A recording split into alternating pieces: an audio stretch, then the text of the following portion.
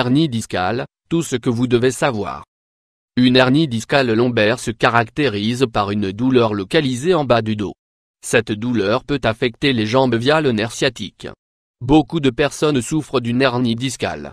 Elle est douloureuse et handicapante, c'est pour cela qu'il vaut mieux bien connaître ses symptômes. Comme vous le savez peut-être déjà, notre colonne vertébrale est un ensemble d'éléments entremêlés et complexes, des os, des muscles et des ligaments qui parfois peuvent causer des soucis. C'est ce que nous vous expliquons en cet article. Quels sont réellement ces disques qui nous causent tant de douleurs et de gêne?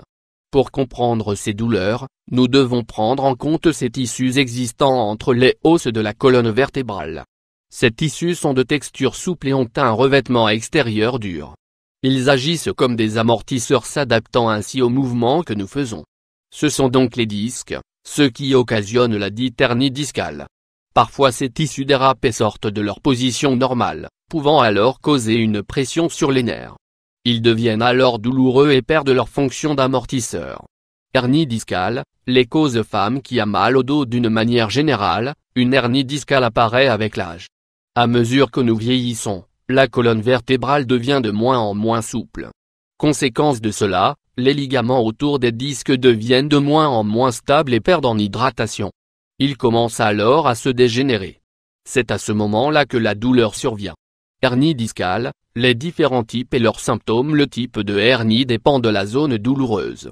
Hernie dorsale. Si vous avez une gêne au milieu du dos, il peut s'agir d'une hernie dorsale. Si, en plus de cette gêne, vous avez mal aux jambes, avec des picotements, et si vos jambes deviennent lourdes lorsque vous dormez, il est fort probable que vous ayez une hernie dans la zone lombaire.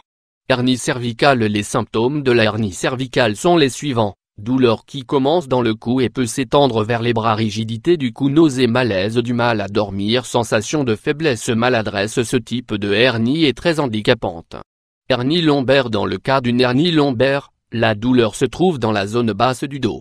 Vous pouvez alors ressentir une forte chaleur vous forçant à vous tenir très droit.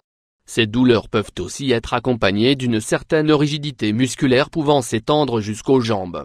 C'est ce qui est aussi connu sous le nom de douleur irradiante, ou même sciatique.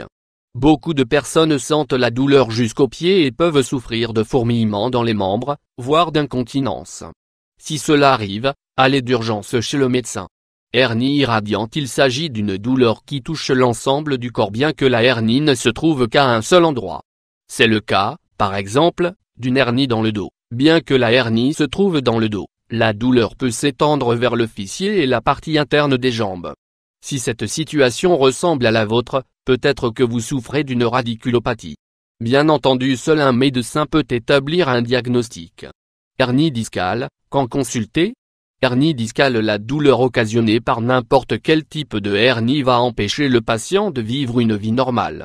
Il ne pourra pas marcher, travailler ou même soulever des charges.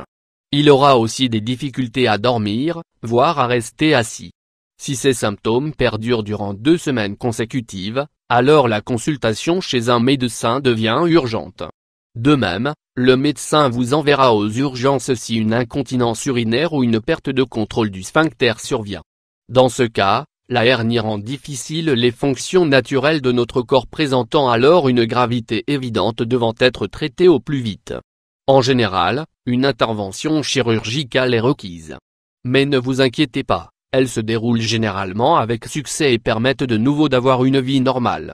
Écoutez votre corps et n'attendez pas pour consulter un médecin. La qualité de votre vie en dépend.